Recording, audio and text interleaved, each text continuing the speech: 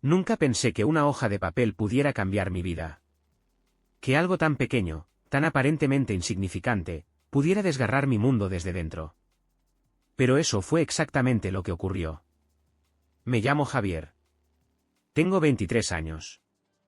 Llevo 4 años casado con Lorena, que ahora tiene 28.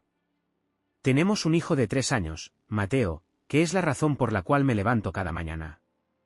Vivimos en una urbanización tranquila en las afueras de Sevilla, rodeados de vecinos que se sienten más como una extensión de la familia que como simples conocidos. Mis padres viven justo al lado, y mi madre, en especial, tiene la costumbre de visitar a Lorena casi todos los días. A veces para ayudar con el niño, otras, solo para opinar sobre todo. Absolutamente todo. Nuestro matrimonio no era perfecto, pero nunca imaginé que estuviera a punto de desplomarse. Todo comenzó hace unas semanas con algo tan simple como un sobre. Era un martes por la mañana. Bajé al buzón antes de salir a trabajar, y entre facturas y propaganda, encontré un sobre sin remitente, con mi nombre escrito a mano. La caligrafía era extraña, como forzada. Pensé que sería alguna invitación, tal vez un recordatorio de algo que había olvidado. Pero cuando lo abrí, lo que encontré me heló la sangre. Dentro solo había una nota, escrita a máquina, sin firma, sin fecha. Decía: «Ella no es quien crees». ¿Observa? Pregunta. «No te fíes de nadie». Eso era todo. Se me erizó la piel. Por un momento, me reí nerviosamente. Una broma estúpida, me dije. Tal vez alguno de mis amigos intentando asustarme, o incluso un vecino con demasiado tiempo libre. Pero algo en esa nota me dejó inquieto todo el día. Como una piedra en el zapato. Esa misma tarde, al volver del trabajo, noté algo extraño en casa. Lorena estaba distraída, más que de costumbre. No escuchaba bien lo que le decía, y cuando le pregunté cómo había estado su día, me respondió con evasivas. Nada grave, pero era diferente. Demasiado diferente. Y ahí comenzó todo. Las cartas continuaron llegando, una por semana. Cada una un poco más explícita. La segunda decía: «Él ha estado en tu casa cuando tú no estabas. Revisa el coche de tu vecino». La tercera: «Tu madre sabe más de lo que aparenta. Pregúntale por lo que vio la semana pasada». Ahí ya no pude ignorarlo. El coche de mi vecino, Alberto, estaba siempre en la cochera. Él y su mujer, Leticia, eran amigos cercanos. Cuidaban a Mateo de vez en cuando. Nos invitaban a cenas, jugábamos cartas. Incluso, Lorena y Leticia iban juntas al gimnasio. Pero después de leer esa carta, cada sonrisa, cada gesto amable de Alberto comenzó a parecerme sospechoso. Decidí hablar con mi madre. Fue difícil. Ella tiene esa forma de hablar como si siempre supiera más que tú, y a veces es agotadora. Pero cuando le mencioné, sin muchos rodeos, que alguien me había dicho que ella vio algo la semana anterior, su rostro cambió. ¿Quién te ha dicho eso?, me preguntó con una mezcla de sorpresa y molestia. Solo dime si es cierto.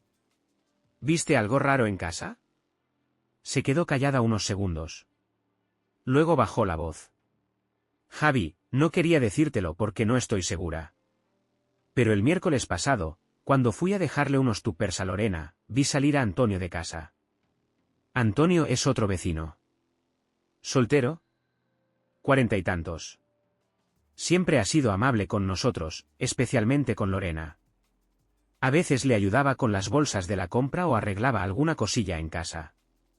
Yo nunca pensé mal de él. Hasta ese momento. Y estaba abrochándose la camisa mientras salía por la puerta trasera. No me vio. Yo no quise pensar mal. Pero ahora que me dices esto. No supe qué responder. Mi madre me miró con una mezcla de tristeza y compasión, como si supiera que algo muy feo estaba empezando a emerger de debajo de la alfombra. Las siguientes semanas fueron un infierno. Empecé a ver cosas. A notar detalles que antes ignoraba. Lorena salía más de lo habitual. A veces regresaba tarde y me decía que había estado en casa de Leticia, pero cuando intenté confirmarlo discretamente con ella, me dijo que no habían quedado en toda la semana. Las cartas seguían llegando. Más precisas. Más crueles. Él lleva meses con ella. No es solo físico. Ella lo prefiere a ti. Mateo no debería enterarse de esto. Aún. Esa última me partió en dos. Ya no podía aguantar más. Una noche, mientras Lorena dormía, me senté en el comedor y escribí una respuesta. No sabía quién era la persona detrás de esas cartas, pero decidí dejar un sobre similar en el buzón, tal como llegaron las suyas. Solo escribí. ¿Quién eres? ¿Por qué haces esto? Necesito pruebas. 2 días después, encontré un USB en el buzón. Sin nota, sin nada más. Temblando, lo conecté al portátil en el trabajo, a escondidas. Había vídeos. Fotos. Lorena. En nuestra casa. En el sofá. Con Alberto. Y en uno de los vídeos, escuché claramente su voz diciendo: tranquilo, él nunca llega antes de las 7. Mi corazón se detuvo. Mi mundo se vino abajo. Y sin embargo, esto era solo el principio. Después de ver las fotos y los vídeos del USB, pasé varios días encerrado en mí mismo. Iba al trabajo como un autómata, comía por obligación, y cuando estaba en casa, apenas podía mirar a Lorena sin que me temblaran las manos. Mateo, por suerte, no entendía lo que pasaba. Solo notaba que papá estaba serio más seguido. No le había dicho nada a nadie. Ni siquiera a mi madre, que sospechaba que algo no andaba bien. Y eso que me insistía día y noche. Pero entonces, ocurrió algo que lo cambió todo.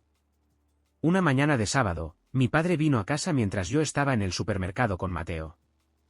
Lorena estaba durmiendo, según me dijo después. Pero él no venía solo. Venía con Ángel, uno de nuestros vecinos más antiguos, ese tipo callado que parecía meterse en lo suyo, pero que siempre sabía más de lo que aparentaba. Vivía justo frente a nosotros, con su esposa Marisa y su perro que siempre ladraba a la nada. Mi padre me lo contó todo esa misma noche, cuando crucé a su casa porque me pidió que habláramos a solas. Javi, dijo, sentado en su sillón de siempre, ese que nadie más se atrevía a usar. Hoy Ángel vino a buscarme. Dice que encontró algo raro. Me tensé. ¿Raro cómo? Estaba ayudando a su sobrina a buscar un balón que se metió por debajo de vuestro diván, el que da al patio trasero. Dijo que metió la mano con cuidado por el hueco que hay entre la tela y el suelo, y sintió algo metálico. Tragué saliva. ¿Y qué era? Mi padre se inclinó hacia la mesa del comedor y sacó de una bolsa pequeña un objeto envuelto en una servilleta. Lo desenvolvió con cuidado. Era un llavero. Uno viejo, con un símbolo grabado que reconocí al instante, el emblema del equipo de fútbol local, el que usa Alberto, mi vecino y ahora, principal sospechoso. Pero no era eso lo que me hizo sentir que me faltaba el aire. Lo que me congeló fue la pequeña tarjeta de memoria SD que colgaba del mismo llavero. Estaba sucia, como si hubiera estado ahí semanas. ¿Y esto? Pregunté, temblando. Ángel no quiso meterse más de lo necesario. Me lo trajo a mí. Dice que le pareció raro, y como estábamos hablando hace unos días de lo distinta que está Lorena últimamente, pensó que debía saberlo. Asentí lentamente, sin poder dejar de mirar la tarjeta. ¿Lo abriste? No. No es mi lugar, hijo. Lo llevé conmigo. Esa noche, cuando Lorena se acostó temprano porque le dolía la cabeza, conecté la tarjeta al ordenador con la respiración agitada. Había solo un archivo. Un vídeo, grabado desde un ángulo bajo, como si la cámara estuviera oculta en algún mueble. Aparecía mi comedor. Mi sofá. La fecha era de hacía más de un mes. La grabación mostraba a Lorena conversando con alguien fuera de cuadro. Se escuchaban voces, pero no se veía quién estaba con ella. No entendí todo al principio, pero sí una frase que me perforó el pecho. Si nos descubren, lo arruinas todo. Y no solo tú, también yo me hundo. Esa era la voz de Leticia, la esposa de Alberto. Me aparté de la pantalla. Mi corazón golpeaba con tanta fuerza que me dolía el pecho. Leticia. No Alberto. Estaban Lorena y Leticia, metidas juntas en algo. Me llevé las manos a la cabeza. Todo comenzaba a enredarse aún más. Las piezas no encajaban como antes. Ahora ya no era solo una traición amorosa. Había otra capa. Algo que todavía no alcanzaba a ver. Y entonces recordé algo. Mi madre. Ella había mencionado, hace semanas, que Leticia y Lorena se estaban viendo mucho últimamente. Que Leticia pasaba por casa incluso cuando yo no estaba. Y que una vez, las vio salir juntas del garaje con cara de susto. Pero lo dijo como quien comenta una anécdota cualquiera. Y yo no le presté atención. Ahora, todo eso tomaba un nuevo significado. La siguiente mañana, fui a casa de mis padres antes de que Lorena se despertara. Necesitaba saber más. Mamá, le dije. ¿Te acuerdas cuando dijiste que viste a Lorena y Leticia saliendo del garaje hace semanas? Ella me miró en silencio un segundo, sorprendida de que le diera importancia a eso ahora. Sí. ¿Por qué? ¿Qué más viste? ¿Había alguien más? Mi madre frunció el ceño. Bueno, no lo pensé en su momento, pero salían como si escondieran algo. Llevaban una caja. ¿Pequeña? La metieron en el maletero del coche de Leticia. ¿Por qué me preguntas eso? Le mostré el llavero. Su rostro se puso pálido. Esto estaba debajo del diván. La vi atar los cabos en tiempo real. Se cubrió la boca y negó con la cabeza. Javi, hay algo muy turbio aquí. Y creo que no tiene que ver solo con infidelidad. Me senté en la cocina, sintiendo que el mundo giraba demasiado rápido para mí. Leticia. Lorena. El garaje. Una caja. ¿Y si esto iba más allá? ¿Y si había algo que estaban ocultando juntas? Lo único que sabía con certeza era esto. No podía confiar en nadie. Y aún no sabía quién me estaba ayudando desde las sombras. Los días siguientes fueron una mezcla de vigilancia, ansiedad y desconfianza. Me convertí en un espectador permanente dentro de mi propia casa. Cada palabra de Lorena, cada movimiento, cada gesto, lo analizaba como si fuera una pista escondida. Y sin embargo, ella actuaba como si nada. Eso era lo peor. Su calma. Su naturalidad. Como si no hubiera nada que esconder. Como si yo no me estuviera desmoronando por dentro. La tarjeta de memoria y el llavero se convirtieron en pruebas silenciosas que escondí bajo llave. No podía correr el riesgo de que desaparecieran.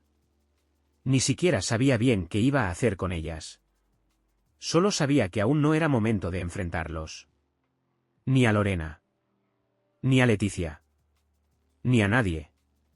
Necesitaba entender todo antes. Y entonces ocurrió algo que me hizo sentir, por primera vez, que ya no estaba solo. Fue un miércoles, temprano. Mateo aún dormía, y Lorena se estaba duchando. Cuando bajé a la cocina a preparar café, noté algo en el suelo, justo debajo de la puerta principal. Una carta. Sin sobre. Doblada con cuidado. Papel grueso, de esos que ya casi nadie usa. La abrí con manos temblorosas. Decía: sé lo que viste. Y no es todo. La caja no la abrieron. Pero alguien más sí.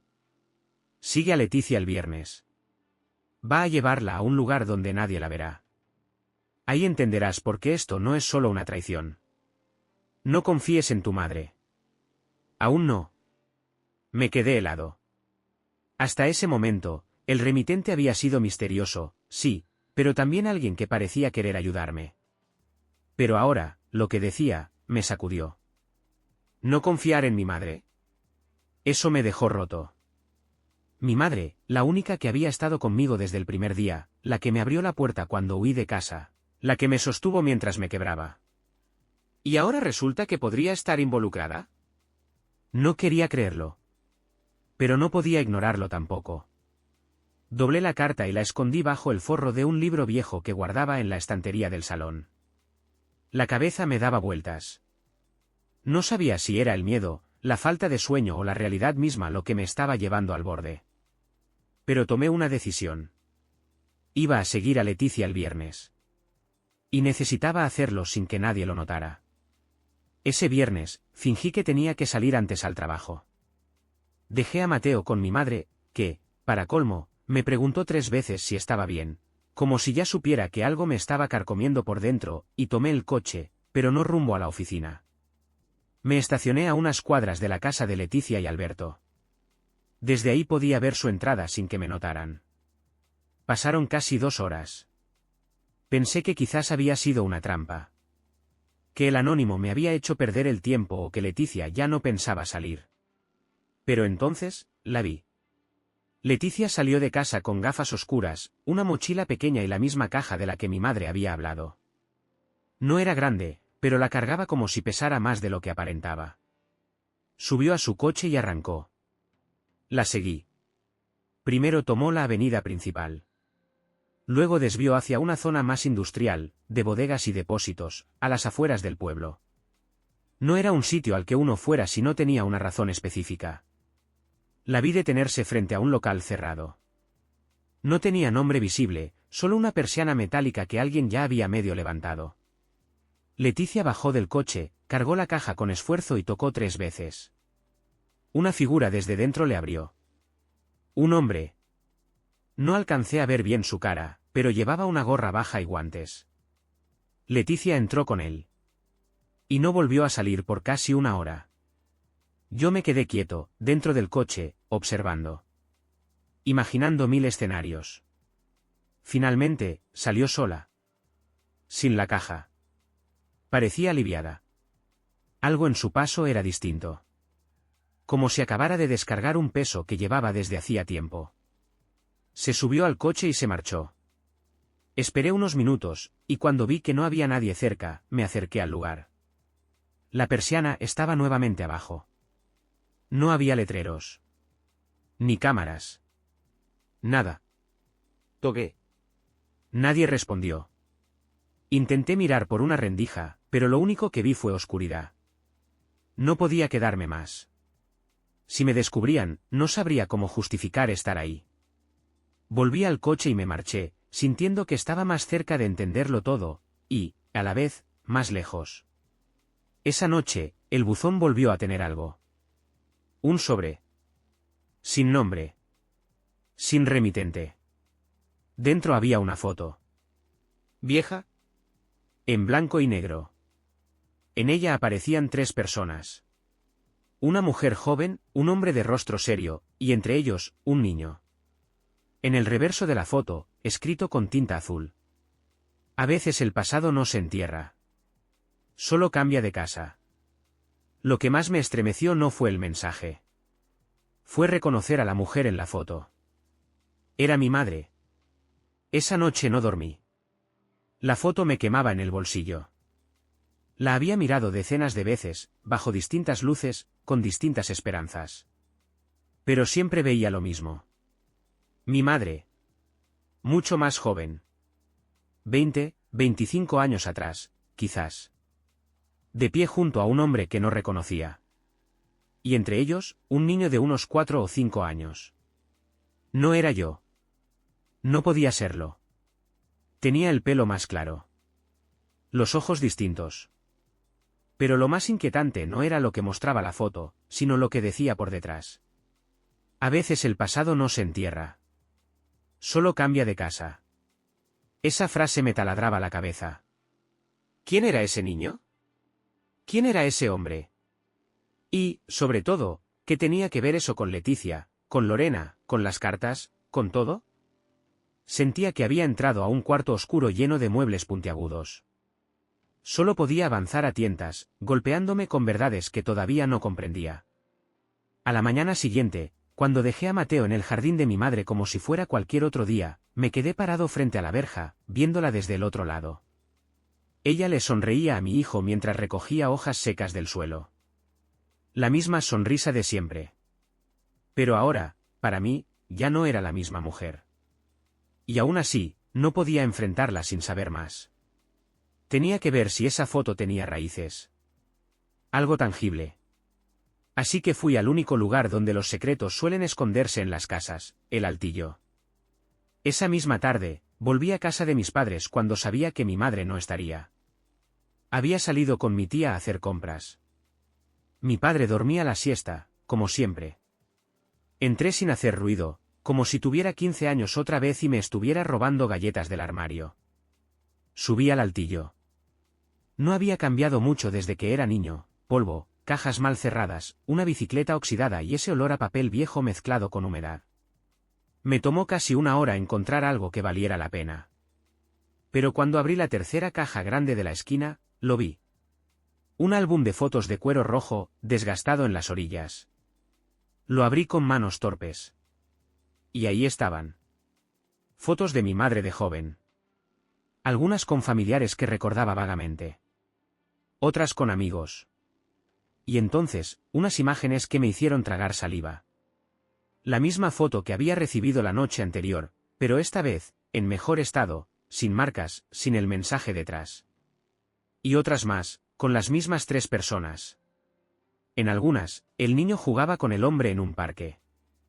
En otras, mi madre lo abrazaba con ternura. Pero había una en particular que me partió en dos.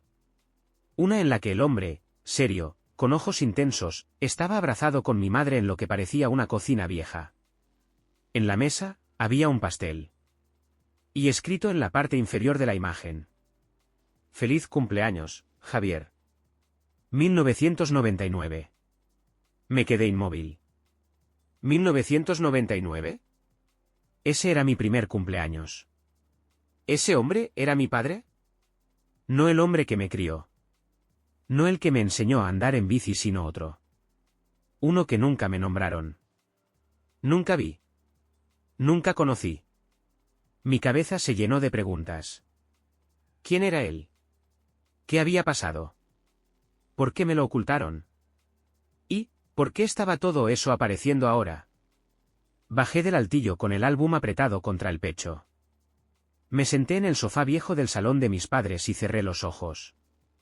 Todo se estaba cayendo a pedazos. Mi matrimonio. Mis recuerdos. Mi familia. Me fui de allí sin decir una palabra. No podía enfrentar a nadie todavía.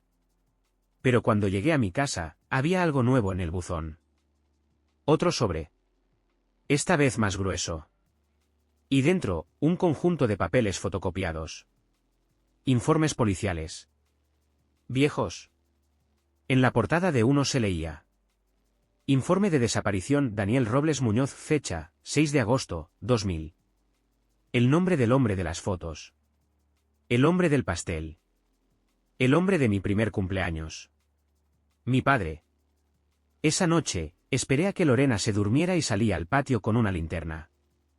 Necesitaba aire. Necesitaba estar solo con todo lo que estaba pasando. Y entonces lo escuché. Un ruido sordo, al otro lado de la valla. La que separa nuestra casa de la de Alberto y Leticia. Me acerqué con cuidado. Y vi una silueta. No era Alberto. Era mi madre. Estaba hablando con Leticia en voz baja. No distinguí lo que decían, pero vi cómo le entregaba algo. Algo pequeño. Y luego, como si ambas se hubieran dado cuenta de que hablaban demasiado, mi madre se marchó en dirección a casa. Leticia se quedó un momento en la penumbra, mirando hacia mi casa. Como si supiera que yo estaba ahí. Mirándola. La red se apretaba. Mi madre. Leticia. Un hombre desaparecido hace 25 años. Un álbum escondido. Una caja que cambió de manos. Y en medio de todo eso, yo. Un hijo que creía que lo sabía todo sobre su vida, y que apenas está empezando a ver la verdad. No pude dormir. Pasé la noche en vela con el informe en una mano y el álbum de fotos en la otra. Cada vez que cerraba los ojos, veía la imagen de aquel hombre, Daniel Robles Muñoz. Mi supuesto padre. El que desapareció cuando yo tenía apenas un año. La ficha policial decía que salió de su casa una mañana para ir a trabajar y nunca volvió. Sin señales de violencia. Sin testigos. Sin ninguna pista. El caso se cerró por falta de evidencia. Desaparición voluntaria. Pero en la foto, en esas fotos, él no parecía alguien que se fuera sin más. Sonreía. Me tenía en brazos. Había pastel, globos, mi madre abrazándolo por detrás. Eso no era un hombre que pensaba desaparecer. ¿Y si él era mi padre, quién era entonces el hombre que me crió? ¿Por qué me mintieron toda la vida? Y peor aún, ¿por qué ahora? ¿Por qué este secreto salía justo cuando mi matrimonio estaba tambaleándose? Había algo más. Lo sentía. Y por eso, esa misma mañana, fui a verla. No podía seguir fingiendo. Crucé la puerta de su casa sin tocar. Ella estaba en la cocina, de espaldas, revolviendo algo en una olla. Necesito hablar contigo, dije, sin rodeos. Ella no se dio vuelta de inmediato. ¿Qué pasa, hijo? No me llames así, dije. Me sorprendí incluso a mí mismo con ese tono. Se giró. Tenía la cara pálida. Javi, ¿qué estás diciendo? Saqué el álbum. Lo puse sobre la mesa. Lo abrí en la foto del cumpleaños. Luego, el informe policial. Explícame esto. Sus ojos lo dijeron todo antes que su boca. No fue sorpresa. Fue culpa. ¿Dónde encontraste eso? Eso no importa. ¿Quién era él? Se sentó. Su cuerpo parecía más pequeño que nunca. Daniel, era tu padre biológico. Mi mundo se partió en dos. ¿Y por qué nunca me lo dijiste? Porque no era seguro, dijo, en voz baja. Porque todo se complicó. Porque después de que desapareció, tu vida corría peligro. ¿Qué? Tú no sabes lo que pasó ese año, Javier. Tú solo eras un bebé. Pero Daniel se metió con gente que no debía. Se obsesionó con cosas que no entendía. Archivos, nombres, secretos de su trabajo. Y luego, simplemente se fue. ¿Desapareció o se lo llevaron? Ella no contestó. ¿Fuiste tú? Pregunté. ¿Tuviste algo que ver? Claro que no. Gritó por primera vez en años. Luego bajó la voz. Nunca haría algo así. Pero tuve que protegerte. Por eso me mudé. Por eso me casé con Antonio. Porque necesitaba una figura que te protegiera. Que nos cuidara. Él no era perfecto, pero nos salvó en más de una forma. Tragué saliva. Mi cabeza era un torbellino. ¿Y Leticia? ¿Qué tiene que ver en todo esto? La miré. Esperaba un gesto de confusión. Pero no. Fue solo cansancio. Leticia es hija del hombre con el que Daniel tuvo problemas. Me quedé helado. ¿Qué? Tu padre descubrió que alguien dentro del ayuntamiento estaba usando contratos falsos para lavar dinero. Era ingenuo. Creyó que podía denunciarlo. Pero antes de hacerlo, se desvaneció. ¿Y tú crees que fue? Nunca lo supe con certeza.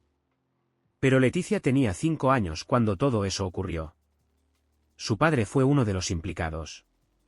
Murió meses después, en un accidente de tráfico extraño.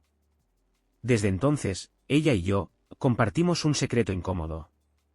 ¿Y por qué ella aparece ahora, con Lorena? ¿Qué hacen juntas? Mi madre se puso de pie. Porque Leticia y Lorena se conocen desde antes de que tú la conocieras. Tuve que sentarme. El suelo parecía temblar.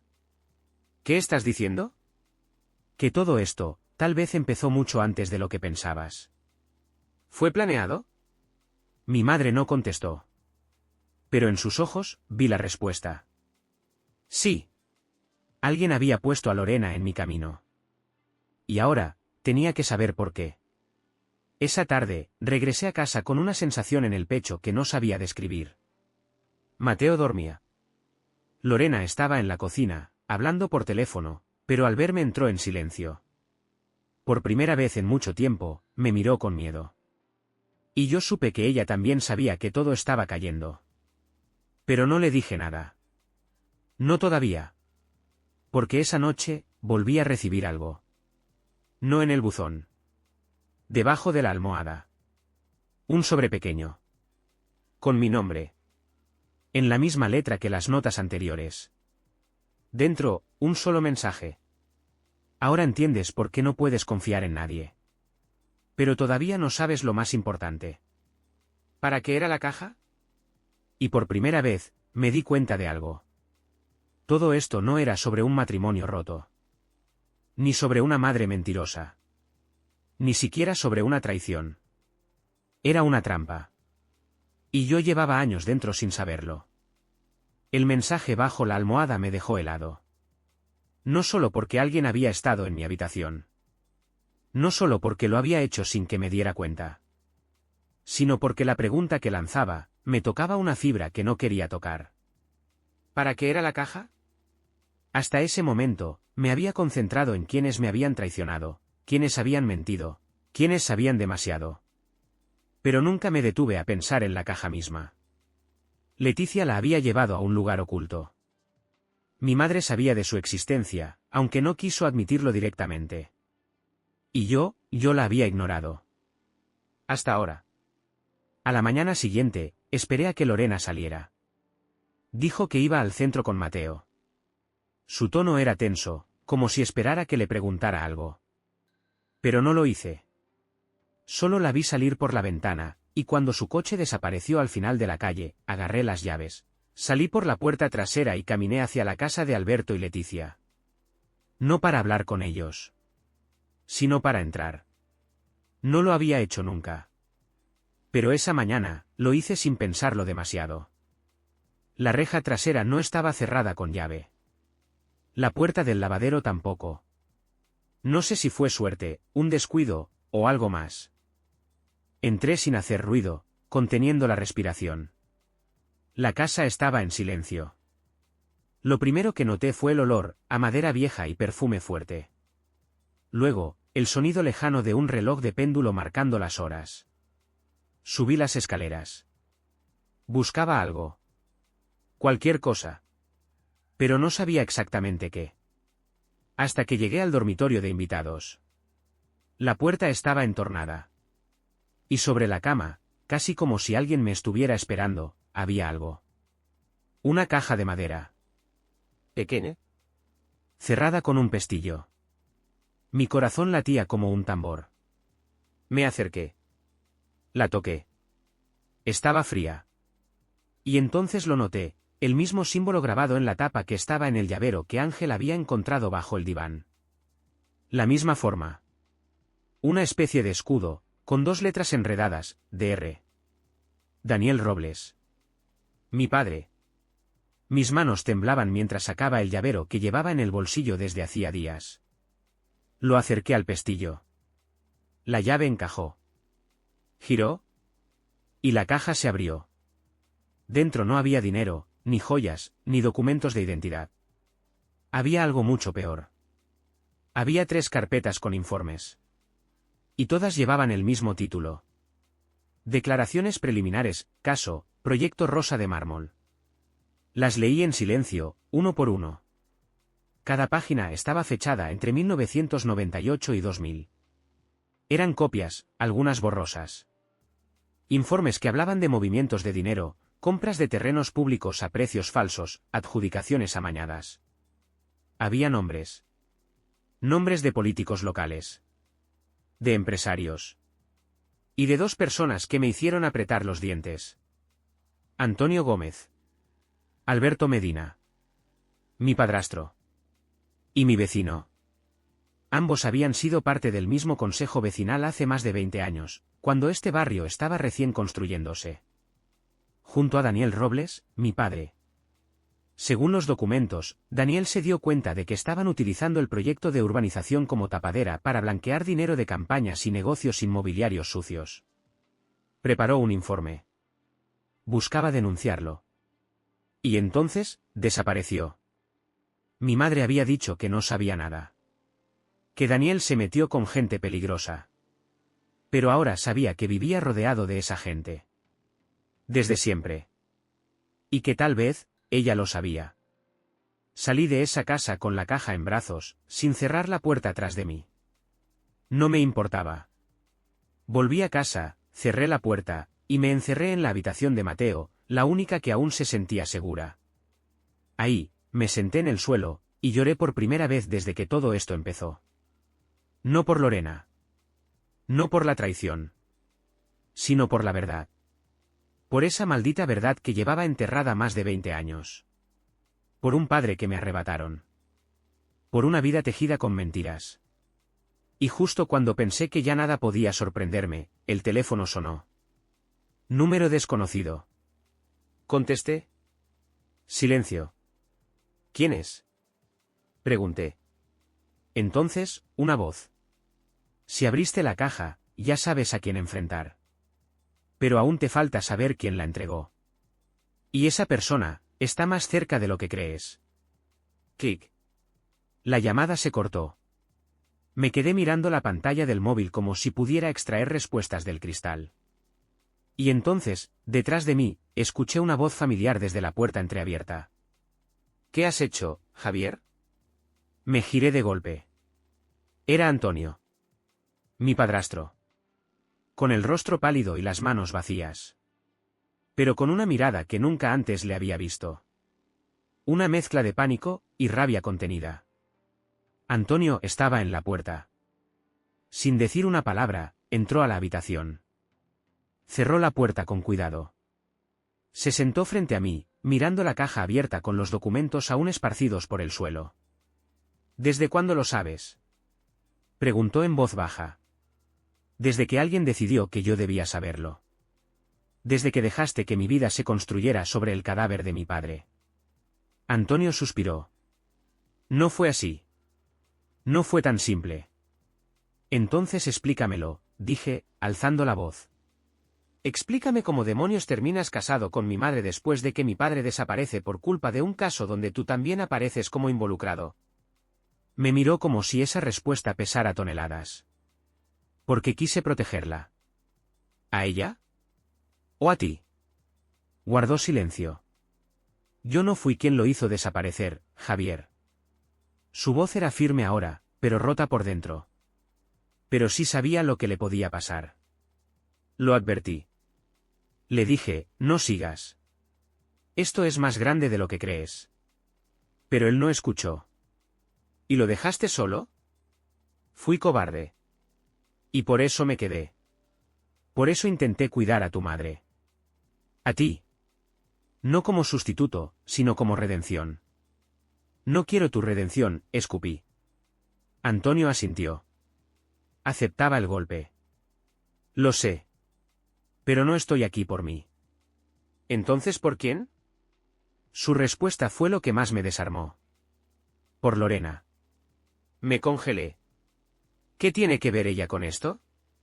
Más de lo que tú crees. Ella no fue casualidad, Javier. Fue puesta en tu camino por alguien. Pero no como espía, no como enemiga. Sino como testigo. ¿Testigo de qué? Del otro lado de la historia. Esa tarde, enfrenté a Lorena.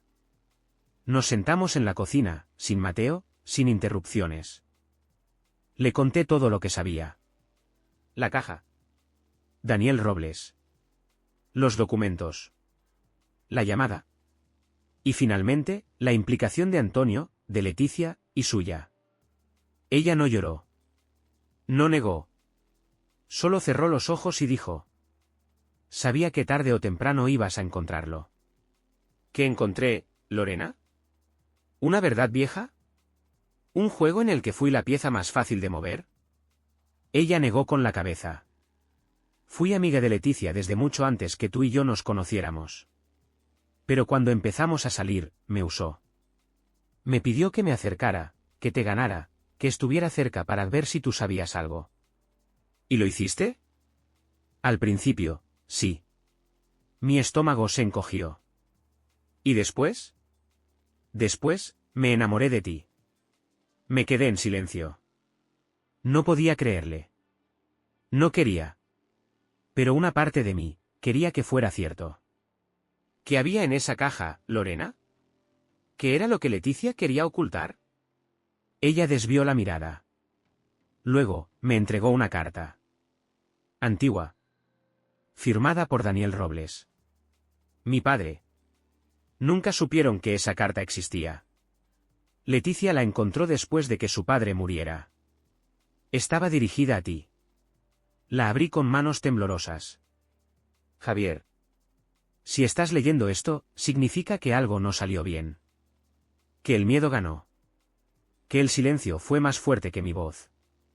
Lo intenté, hijo. Intenté cambiar algo. Pero a veces, la verdad es una condena. Si este mensaje llega a ti, no busques venganza. Busca comprensión. Y cuida de tu madre. Ella cargó con más de lo que yo jamás imaginé. Perdóname si no estuve ahí para enseñarte lo que significa ser un buen hombre. Solo espero que, al menos, hayas aprendido a ser uno por ti mismo. Mis manos se soltaron. La carta cayó al suelo. Los días siguientes fueron como vivir en la orilla de una tormenta que ya había pasado. No denuncié a nadie. No confronté más. No grité. Solo me alejé. De todos. Lorena y yo nos separamos en paz. Mateo vive conmigo, pero ella lo visita cada semana. Antonio se mudó al pueblo vecino. Mi madre y yo hablamos, pero ya no hablamos igual. Ya no desde el amor ciego de un hijo, sino desde una verdad compartida que ninguno puede borrar. La caja fue entregada a un periodista local. El caso reabrió. Y aunque nadie fue arrestado, muchos nombres volvieron a salir en las noticias. Y con ellos, la memoria de Daniel Robles. Mi padre. El hombre que casi nadie recuerda. Pero que ahora, por fin, descansa con su historia contada. Y yo.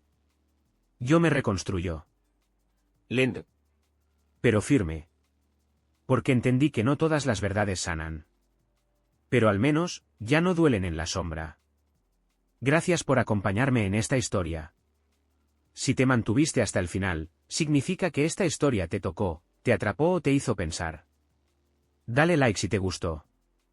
Suscríbete al canal para más relatos como este, con giros inesperados y verdades difíciles. Y sobre todo, déjanos un comentario. ¿Qué opinas de la historia de Javier? ¿Hubieras actuado diferente? ¿Quién crees que fue el verdadero culpable? Tu opinión nos ayuda a crecer y nos motiva a seguir compartiendo historias como esta. Hasta la próxima. Y recuerda. A veces la verdad no te libera. Solo te deja despierto.